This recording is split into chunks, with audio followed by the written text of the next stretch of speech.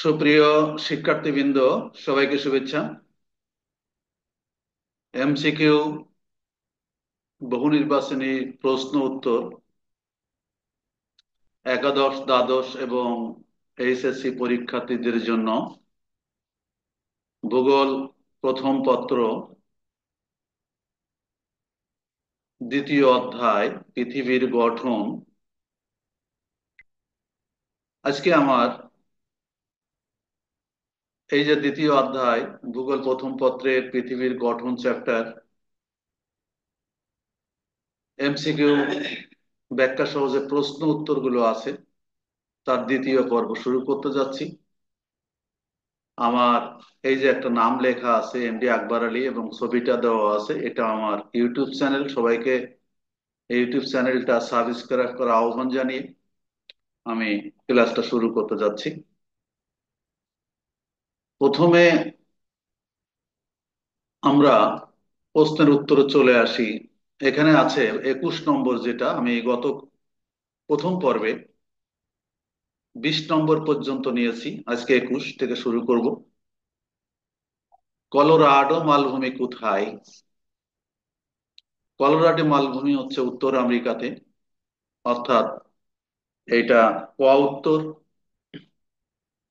22 হচ্ছে এইটারই একটা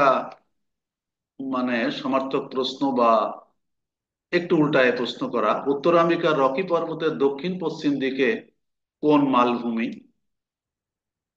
এটা হবে খ উত্তর, কলোরাডো মালভূমি, এই উত্তর আমেরিকার। অর্থাৎ দুইটা প্রশ্ন একটু ঘুরায় করা। 23 নম্বরে যদি আসি, পাদদেশীয় মালভূমির উদাহরণ কোনটি? পাদদেশীয় মালভূমির একটা উৎকৃষ্ট উদাহরণ হচ্ছে পাতাগোনিয়া। পাতাগোনিয়া অর্থাৎ ক নম্বর উত্তর। কোন নিম্নভূমি অথবা সমুদ্র দ্বারা বেষ্টিত পরিবেষ্টিত মালভূমিকে কি বলে? এটা আমরা জানি যে চারিপাশে পানি, মাঝখানে যে মালভূমি, সেটা হচ্ছে মহাদেশীয় মালভূমি, অর্থাৎ গ নম্বর উত্তর। তাহলে এখানে আমরা আহ 4টা প্রশ্নের উত্তর করলাম। দেখি পরবর্তী পেজে কি আছে। এরপরে যে প্রশ্নটা আছে সেটা হচ্ছে 25 নম্বরে, সমভূমির পরিমাণ সবচেয়ে কম কোন মহাদেশে? সমভূমির পরিমাণ কোন মহাদেশে সবচেয়ে কম? এশিয়া, ইউরোপ, উত্তর আমেরিকা এবং আফ্রিকা। এর মধ্যে আমরা যেটা জানি সেটা হচ্ছে আফ্রিকাতে সমভূমির পরিমাণ সবচেয়ে কম, অর্থাৎ ঘ নম্বর উত্তর। 25 নম্বরে আমরা যে উত্তরটা পেলাম সেটা ঘ। এবার আমরা যে 26 নম্বর প্রশ্নে আসি, সাইবেরিয়া কোন ধরনের সমভূমি? সাইবেরিয়া নাম শুনলেই তো মনে আসে সেটা একটা বরফাচ্ছন্ন অঞ্চল। এখানে আছে উপকূলীয় সঞ্চয়জাত মালভূমি, হিমবাহ, অর্থাৎ এটা ঘ নম্বর উত্তর। এরপরে 27 নম্বরের যে প্রশ্নটা আছে, পর্বতের পাদদেশে যে মালভূমির সৃষ্টি হয় তাকে কি বলে? তাকে পর্বতের পাদদেশে, পর্বত বেষ্টিত, মহাদেশীয়, ব্যবচ্ছিন্ন আর পাদদেশীয়, অর্থাৎ এটা পর্বতের পাদদেশে, মানে সেটা হচ্ছে ঘ নম্বর পাদদেশীয় মালভূমি। 28 নম্বরে আমরা যদি প্রশ্নটা দেখি, পৃথিবীর বৃহত্তম সমভূমি ইউরেশিয়ার কোন অংশে জুড়ে অবস্থিত? পৃথিবীর বৃহত্তম সমভূমি ইউরেশিয়ার কোন অংশ জুড়ে অবস্থিত? অর্থাৎ এটা হচ্ছে আমরা যে প্রশ্নটা করতে, এটা হচ্ছে কোনটা? ক উত্তর অংশ জুড়ে।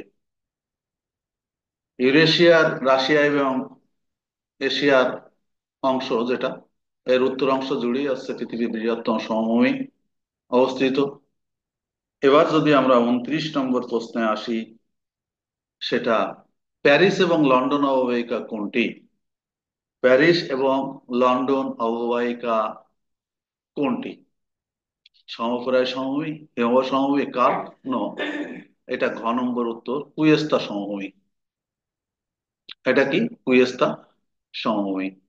নিচের কোনটি কৃষিকাজের জন্য বিশেষভাবে উপযোগী সমভূমি? নিচের কোনটি কৃষিকাজের জন্য বিশেষভাবে উপযোগী সমভূমি? সাধারণত কৃষিকাজের জন্য আমরা জানি পলি মৃত্তিকা সবচেয়ে উপযোগী, তাহলে আমরা আর তো পড়ারই প্রয়োজন নাই। এই যে পলিজ সমভূমি যেটা হয় সেটাতে সবচেয়ে কৃষিকাজ ভালো হয়। তো যাই হোক, আমরা 30 নম্বর পর্যন্ত চলে আসছি। এবার 31 নম্বর প্রশ্নে যদি আমরা আসি, সেটা দেখব যে কি উত্তরটা হতে পারে। পাদদেশীয় বাংলাদেশের কোন জেলায় দেখা যায়? পাদদেশীয় সমভূমি বাংলাদেশের কোন জেলায় দেখা যায়? এটা পাদদেশ মিন্স বাংলাদেশের উত্তর অঞ্চল, যেটা হিমালয় পর্বতের পাদদেশীয় যে সমভূমিটা আছে বাংলাদেশের, সেটা তো খুলনা নয়, চট্টগ্রাম নয়, বরিশালও নয়, অর্থাৎ গ নম্বর উত্তর দিনাজপুর জেলায়। দিনাজপুর জেলায়। 32 নম্বর প্রশ্নের উত্তরে আমরা যদি আসি, বায়ু প্রবাহের মাধ্যমে ধূলিকণা, বালুকণা, মাটি প্রভৃতি সঞ্চিত হয় কোনটি? এটা তো আমরা পড়েছি চীনের যে লোয়েস সমভূমি, অর্থাৎ খ নম্বর উত্তর লোয়েস সমভূমি। এগুলো সঞ্চয়ের মাধ্যমে সাধারণত সৃষ্টি হয়ে থাকে। এটা আমরা 32 নম্বর পেলাম। 33 নম্বর প্রশ্ন যেটা আছে, ভারতের দাক্ষিণাত্যে কোন জাতীয়, ভারতের 33, অর্থাৎ ভারতের দাক্ষিণাত্য মালভূমি কোন জাতীয় মালভূমি?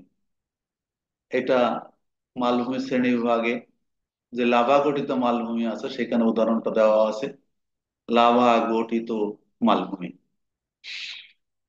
তারপরে 34 নম্বরের প্রশ্নে, ভূপ্রকৃতি অনুসারে বাংলাদেশকে কত ভাগে ভাগ করা যায়? 34 নম্বর। এটা তো খুবই সহজ প্রশ্ন।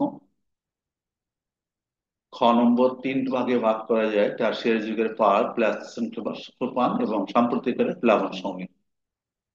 বরেন্দ্র ভূমির 35 নম্বর, বরেন্দ্র ভূমির মাটির রং কেমন? বরেন্দ্র ভূমি রাজশাহী অঞ্চল, এখানকার মাটি সাধারণত লাল ও ধূসর প্রকৃতির, অর্থাৎ ক নম্বর উত্তর। তাহলে আমরা 35 নম্বর প্রশ্ন পর্যন্ত হয়ে গেল। এবার আমরা 36 নম্বর প্রশ্নে যদি আসি, সেখানে দেখা যাক কি প্রশ্ন আছে। মৃতপ্রায় বদ্বীপ দেখা যায় কোন অঞ্চলে? মৃতপ্রায় বদ্বীপ তো আমাদের যশোর অঞ্চলেই, অর্থাৎ ক নম্বর উত্তর। মৃতপ্রায় বদ্বীপ যশোর অঞ্চলে। বৃহত্তর হাওর কোনটি? এটা বারবার তোমাদেরকে আমি আলোচনা করেছি। সিলেটের হাকালুকি বৃহত্তম হাওর হচ্ছে হাকালুকি। হাকালুকি হাওর কোথায়?